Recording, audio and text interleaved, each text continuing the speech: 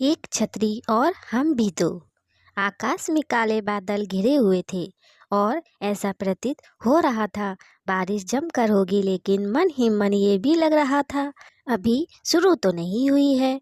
क्यों ना मार्केट जाकर राशन का सामान ले आए, क्योंकि मेरे पति ऑफिस के काम से बहुत व्यस्त हो गए थे, जिसके कारण वो घर सही वक्त पर नहीं आ पा रहे थे और ना ही घर के सामान ला पा रहे थे। मेरी भी नई नई शादी हुई थी और मैं उस शहर के लिए नई ही थी। इस वजह से मार्केट जाने में मुझे हिचकिचाहट होती है, लेकिन आज घर में सारे राशन सामान ख़त्म थे और हरी सब्जी भी ख़त्म थी, इसलिए मैंने सोच लिया था मैं अभी ही मार्केट जाऊंगी। और मैं बारिश के बारे में नहीं सोची तथा तैयार होकर घर पर ताला लगाकर चलती बनी।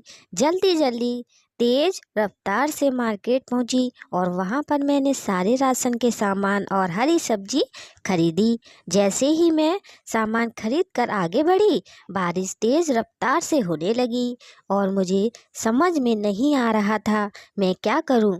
तभी मेरे पति का फ़ोन आया और वो बोले, तुम कहाँ हो? मैं घर पहुंच चुका हूँ। मैंने उन्हें सारी बात बताई और कहा, आप जल्दी से छाता लेकर आ जाएं, नहीं तो मेरा घर आना मुश्किल हो जाएगा। वो मेरी बात सुने और जल्दी से छाता लेकर मार्केट पहुंच गए।